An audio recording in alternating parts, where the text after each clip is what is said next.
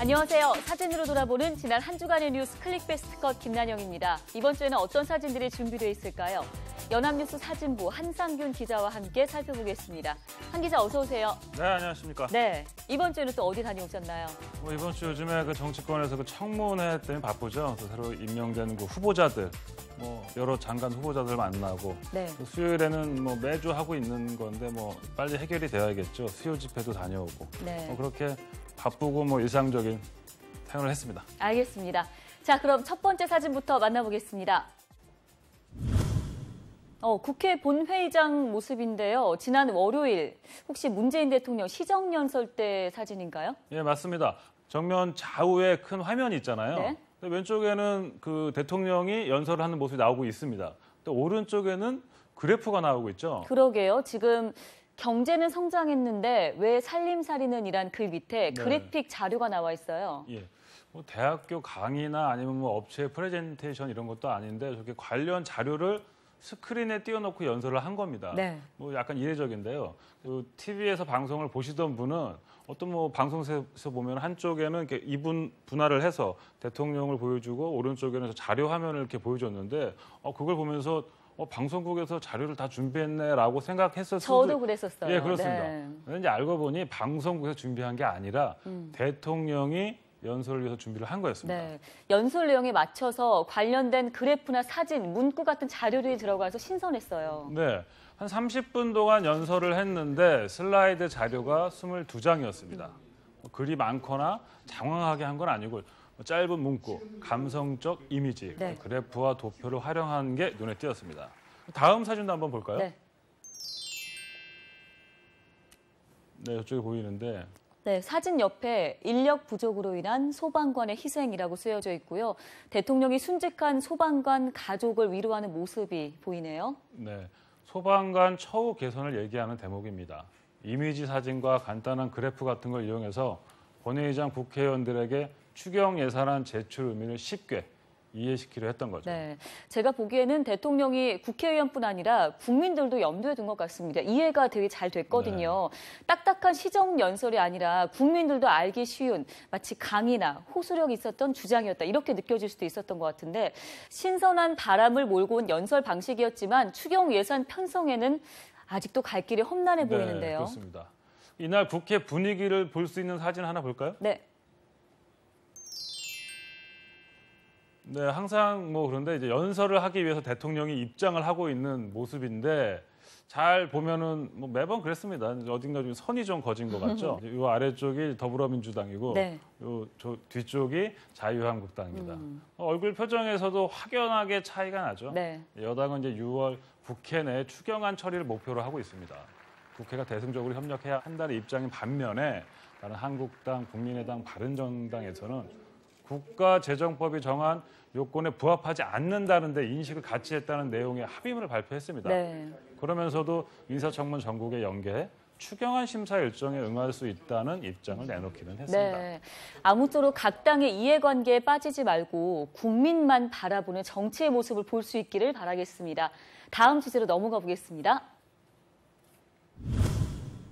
프랑스의 마크롱 대통령이네요. 대통령 당선된 게 엊그제 같은데 지금 이번 총선에서 또 마크롱 신당의 압승이 예상되고 있다면서요? 네, 그렇습니다. 사진에서도 아주 의기양양한 모습으로 보이죠. 네. 이 사진은 현지 시간으로 지난 11일 프랑스 총선 1차 투표를 마치고 투표소를 나오면서 지지자들에게 손을 흔드는 모습입니다. 네. 이날 보면 출구 조사 결과 보면 마크롱 대통령이 이끄는 앙마르슈는 바로 내일이죠. 네. 18일 결선에서 전체 하원 의석 577개 가운데 400에서 450석을 휩쓸 것으로 예상이 됐습니다. 네. 그대로 그럼 결과가 나온다면 그야말로 압승이네요. 네, 네. 완승이죠. 39살의 정치 신예잖아요. 그야말로 돌풍을 일으키고 있네요. 그래서 신조어까지 생겼다고 합니다. 어떤 거예요? 마크로마니아. 마크롱과 마니아를 합성한 거죠. 마크롱에게 광적으로 열광하는 프랑스 사회의 분위기를 의미한다고 합니다. 네. 그동안 사실 프랑스 정치는 줄곧 사회당, 공화당 이렇게 양분하고 있지 않았나요? 네. 전통적으로 좌우 노선으로 구분됐던 프랑스 정치가 네. 이제 중도파를 중심으로 혁명 수준의 재편을 앞두고 있는 겁니다. 마크롱이 이렇게 압도적인 지지를 받는 데에는 그 외국 정상들과의 정상 외교에서 보여주고 있는 그런 모습들과도 무관하지 않다는 평가가 있는데요. 네. 그 취임 직후 자신에게 쏟아지는 관심을 아주 영리하게 이용한다는 얘기죠. 다음 사진이 그 트위터 화면인데 네. 한번 보실까요? 마크롱이 올린 거죠? 네. Come to 프랑스. 프랑스로 와라? 프랑스로 오세요? 오세요 그랬겠죠. 예. 왜 이런 글을 올린 걸까요? 트럼프를 좀 겨냥한 겁니다. 네. 그 말하자면 좀 비꼰 건데 저 트럼프의 그 이민 배척 기조에 맞서서 이제 come to 프랑스. 그러니까 미국 말고 프랑스로 오세요. 아, 네. 우리나라로 와라. 개방된 국가 프랑스를 어필하고 있는 내용입니다. 밑에 보면 Make our planet great again이라고 써 있죠. 네. 지구를 다시 위대하게. 뭐 생각나는 거 없으신가요? 위대하게라는 표현을 들으니까 이제 저는 그 미국의 트럼프 대통령 네. 미국을 다시 위대하게 이렇게 외치면서 당선됐잖아요, 결국. 네. 그럼 지금 마크롱 대통령도 지구로 범위를 넓혔다라고 볼 수 있는 거예요? 이거는 이제 트럼프가 파리 협정 탈퇴를 선언했잖아요. 그렇죠. 반대로 프랑스는 이 협정 발효에 공을 들인 거고요. 한 나라를 넘어서 지구 전체를 위대하게 만들자는 뜻이죠. 트럼프 대통령도 이거 봤겠죠. 이거 봤으면 입장에서 좀 기분이 나빴을 것 같은데요. 신경 안 쓸 것 같기도 한데 그 마크롱은 이제 은근히 이제 트럼프와 기싸움을 벌이기도 했는데 뭐 네. 그 관련된 사진 한번 보실까요? 트럼프 대통령과 마크롱 대통령이 악수를 하고 있는데 손에 힘이 네. 잔뜩 들어간 모습이에요. 네. 지난 5월 나토 정상회의 때인데요. 이때도 강렬한 악수가 화제가 됐습니다.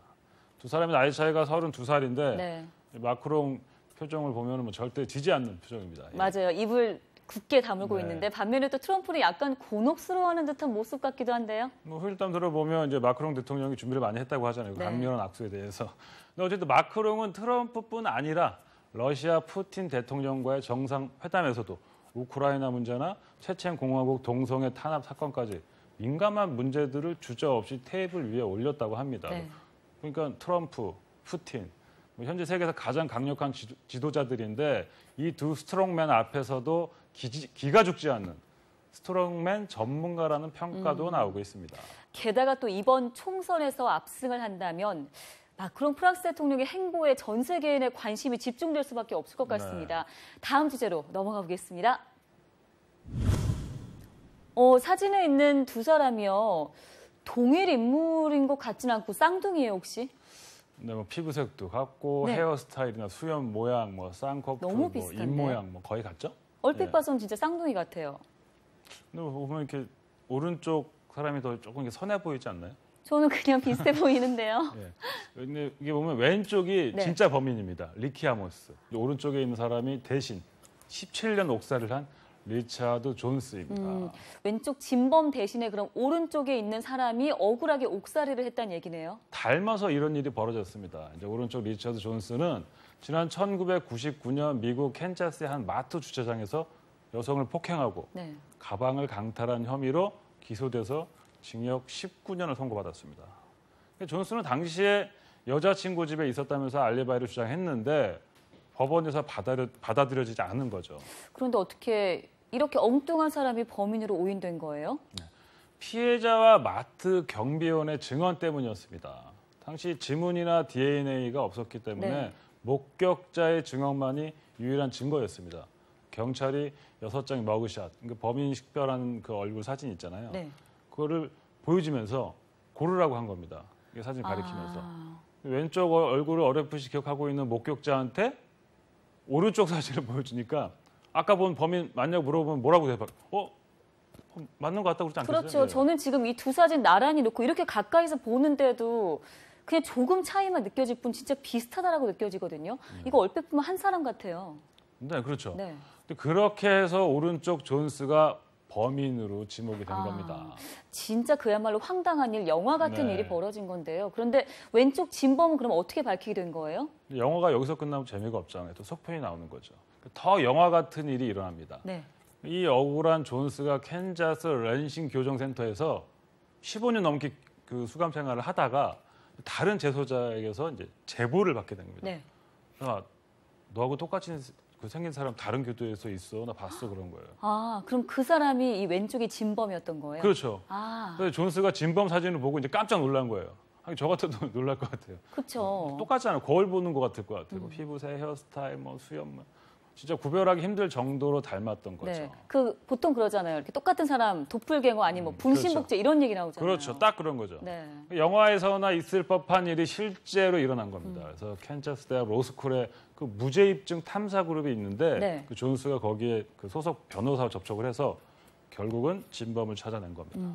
마트 강도 당시에는 진범이 잘 피해 갔는데 이후에도 사고를 많이 쳤어요.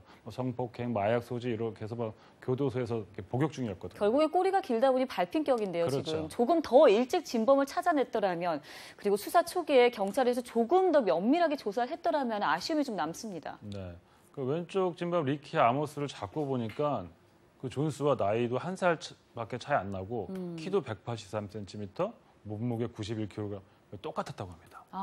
소름 돋는데요. 그렇죠. 네.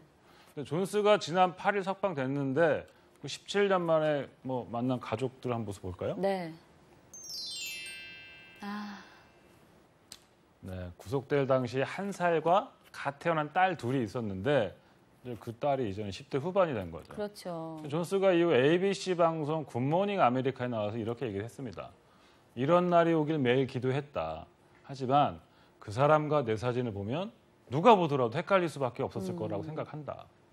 본인도 피해자인데 네. 오히려 자기에게 불리한 증언을 한 그 목격자를 두둔하고 있는 거죠. 네, 진짜 너무 가슴 치밀어 오를 정도로 억울했을 것 같은데요. 네. 17년의 세월이 그것조차 무디게 만들었 거 아닌가 이런 생각도 좀 듭니다. 누군가 닮은 외모 때문에요. 17년을 교도소에서 산 이 사람, 잃어버린 젊은 시절은 누가 보상을 해줘야 할까요? 다음 주제 넘어가 보겠습니다. 그냥 보통 사진 같아요. 사람들이 밝게 웃으며 V 포즈도 취하고 있고요. 여기는 어디예요? 어떻게 보면 이제 음식점 앞인 것 같죠. 그래서 말씀하신 것처럼 기분 좋게 사진을 찍고 있는데 이 사람들 중 3명이 아까 존스처럼 억울한 옥살이를 했습니다. 또 지금 억울한 옥살이 얘기예요? 그렇죠. 우리나라에서 있었던 일인가요? 이 사진에서 보면 여기 2번째, 4번째, 5번째 있는 이 3사람이 지난 1999년 2월 전북 완주군 삼례 나라수포에서 일어난 3인조 강도 치사 사건의 범인으로 몰려서 억울한 옥살이를 한 분들입니다. 얘기 듣고 보니까 이 3사람이 바로 그 유명한 삼례 3인조 맞죠? 범인이 아닌데 범인으로 몰려서 수감 생활을 했었잖아요. 네. 억울한 사건으로 많이 알려져 있죠. 그렇죠. 당시 19, 20이었던 이 3명은 각각 징역 4년에서 6년을 선고받고 옥살이를 마쳤습니다.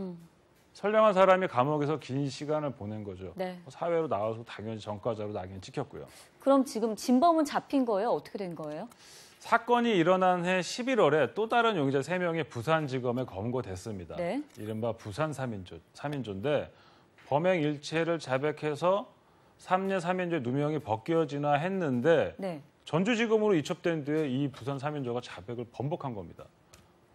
그러다가 결국 무혐의 처분을 받았습니다. 그럼 결국 지금 아직까지 진범은 잡히지 않았다는 얘기예요? 근데 지난해 아까 말씀드린 그 변호사가 재심 전문 변호사입니다. 이 박준영 변호사가 재심을 청구했습니다. 사건 발생 17년이 지나서 이미 공소시효는 끝났고 사건 기록도 모두 폐기된 상태였는데요. 그런데 이때 17년 전 그 부산 3인조 중 한 명이 그 이모 씨가 나타나서 자기가 범인이라고 자백을 하면서 피해자 묘소를 찾아가는 일이 벌어진 겁니다. 이 씨는 삼례 3인조에게도 무릎을 꿇고 사과를 했습니다. 전주지법에서는 지난 10월 삼례 3인조에 대해 재심해서 결국 무죄를 선고했습니다. 당시에 뉴스에 나와서 알고 있던 얘기인데요. 이번에 이제 또 새롭게 추가된 소식이 혹시 있어요? 형사 보상금이라는 게 있습니다. 구속 재판을 받다가 무죄가 확정된 경우 구금 일수만큼 보상을 해주는 제도인데요. 구금 연도의 최저임금법에 정한 최저임금 최 5배까지 보상하도록 규정하고 있습니다. 이분들 경우엔 하루 보상액을 24만 1,200원으로 정하고 구금됐던 날 수를 곱해서 그 형사 보상금을 결정을 했는데요. 그 3명이 받는 보상금이 합해서 11억 4천만 원입니다. 11억 원 조금 넘는 돈이면 큰 돈이긴 하지만 사실 억울하게 몇 년 동안 옥살이를 한 보상금으로 충분할지 글쎄요. 그거는 좀 갸우뚱거리는데요. 그 충분하지 않은 금액인데도 불구하고 이번에 이 3사람이 형사 보상금을 받으면 이 중 10%를 기부하기로 결정했다는 소식입니다. 박준영 변호사가 알려왔는데요. 다른 사건 재심에 쓰일 공익 기부금으로 4%, 뭐 사건 당시 현장에 있던 뭐 또 다른 피해자 최성자 씨 가족에게 3%, 피해자 사위 박성우 씨 가족에게 3%를 기부하기로 한 겁니다. 사실 정확히는 모르겠지만 본인들도 그렇게 넉넉하지 않은 형편일 텐데 10%를 흔쾌히 기부로 네. 결정한 거네요. 이분들은 지난해 죄를 고백한 이 씨를 용서했고요. 네. 이번에 또 기부의 가치를 실천한 겁니다. 지난 17년간 억울한 누명을 썼던 걸 생각하면 뭐 얼마나 원통할까요? 그렇죠. 그렇지만 그분들의 분노를 용서와 화해로 이겨낸 거죠. 네. 10명의 죄인을 놓치더라도요. 한 명의 억울한 사람을 만들지 말라는 건 형사소송법의 대원칙으로 알려져 있습니다. 억울한 누명을 벗고 기부를 실천한 이 세 사람의 앞날에 행복만이 가득하기를 간절히 기원하겠습니다. 다음 주제로 살펴보겠습니다. 담벼락에 쓰레기가 엄청 쌓여 있어요. 여긴 어디예요? 공사장인가요? 네, 공사장처럼 보이긴 하는데 네. 서울 노원구 상계동에 있는 한 주택입니다. 일반 주택이요? 네, 저기 보이는 게 다 쓰레기 맞습니다. 그럼 가정집 앞에 지금 이렇게 많은 쓰레기가 있다는 거예요? 근데 쓰레기 있는 것보다 좀 안타까운 사연이 있는데 네. 지난달 28일 이 집 마당에 쌓아놓은 그 잡동사니가 무너져 내렸습니다. 그 바람에 집주인 아들 40대 강모 씨가 깔려 숨지는 사고가 발생했습니다. 네. 진짜 끔찍하면서도 안타까운 사고다라는 생각이 드는데요. 네. 이 쓰레기 더미는 그 사망한 남성의 어머니, 집주인 A 씨가 20년 동안 모아온 거라고 주민들이 말하고 있습니다. 네. A 씨는 어떤 물건이든지 버리지 않고 모으기만 하는 저장 강박증을 앓고 있는 것으로 판단되고 있습니다. 그 사고가 발생한 후 이번에 노원구에서 유족과 그 상담을 거쳐 집을 청소하기로 해서 60여 명을 투입을 해서 일주일 동안 작업을 했는데요. 네. 저 집에서 나온 쓰레기가 무려 35톤이었다고 합니다. 그 청소 후 한번 집을 볼까요? 네. 야, 몰라보게 말끔해졌네요. 같은 분 맞아요? 네. 노원구에서는 이제 쓸만한 물건이 고물상한테 맡기고 네. 나머지 이제 쓰레기 청소를 했는데요. 청소 후 집안 구석구석 소독도 하고 도배와 장판도 새로 해줬습니다. 저장 강박증이 의심되는 어머니 A 씨에 대해서는 정신건강 상담 서비스를 제공할 계획이라고 합니다. 네, 이렇게 치우고 나서 보니까 애초에 좀 저렇게 깔끔하게 정리를 했다면 글쎄요, 그 안타까운 생명도 잃지 않았을 텐데 이런 생각도 듭니다. 네. 참으로 안타까운 소식이었습니다. 다음 주제로 넘어가 보겠습니다. 어디 상가 내부의 복도 모습 같은데요. 지금 문을 두드리기도 하고 또 안에 누가 있나 이렇게 보기도 하고. 네. 그 두 사람 눈빛이 보면 이렇게 심상치 않아 보이죠? 네. 네네. 공인중개사무소 글씨가 좀 보이는 걸로 봐서 그 부동산 중개업소인 것 같습니다. 여기는 이제 강남구 개포동인데 그 정부 합동 투기 단속반이 단속을 하고 있는 모습입니다. 기억나요. 지난 화요일부터 단속에 들어갔다는 뉴스 전해드린 바 있는데요. 그런데 보통 단속 이렇게 하나요? 단속하면 이제 그 중개업소 안으로 이렇게 들어가서 불시에 들이닥치곤 해야 되는 그렇죠. 거 아니에요? 근데 문을 열어줘야 들어가죠. 그렇죠. 네. 13일 이후 저 동네 거의 모든 부동산 중개업소가 일제히 문을 닫았습니다. 아, 소나기는 피하자, 이참에 휴가나 다녀오자 이런 말도 나오고요. 네. 일부는 휴대전화로 영업을 하기도 한다고 하네요. 아니 저렇게 진짜 일제히 문 닫으면 뭐 투기 수요가 아니라 실수요자들 집 어떻게 구하라는 얘기예요? 그렇죠. 또 이날 단속반이 찾은 개포 5단지 상가 일대 부동산 20여 곳 중에 문을 연 데가 딱 이제 한 곳 있었는데 단속반도 이제 하는 수 없이 이제 문을 연 업소에서 한 10분에서 20분씩 점검을 했습니다. 네. 이게 단속반들이 주로 확인하는 게 장부나 계약서입니다. 이미 작성된 계약서들을 그렇죠. 다시 꺼내서 실거래 신고 가격하고 계약서의 가격에 차이가 있는지를 이제 비교하고 계약서를 제대로 보관하고 있는지를 확인하는 겁니다. 네. 이번에 이 집중 단속을 벌이는 곳이 그 강남 개포동뿐만 아니라 또 근처 지역도 있다면서요. 네. 정부에서는 매일 전국 5개에서 6개 지역을 골라서 집중 단속을 벌이고 있습니다. 그 실거래가 허위 신고 모니터링 강화 지역도 서울, 세종, 부산 전 지역으로 확대됩니다. 이 조치는 시장 과열 우려가 해소될 때까지 유지됩니다. 네, 주택시장 교란이나 투기 조장 행위가 있는지 집중적으로 들여다보겠다 이런 얘기인데요. 네. 실수요에 의한 거래는 보호를 해야겠지만 투기 수요에 대해서는 시장이 좀 진정될 때까지는 꾸준한 감시와 대응 조치가 필요해 보입니다.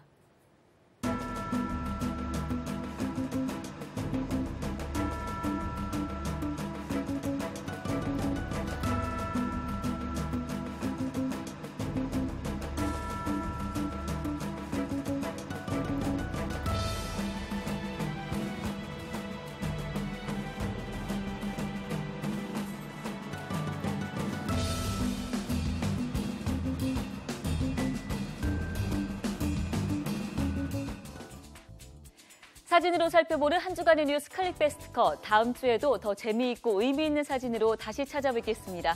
시청해주신 여러분 고맙습니다.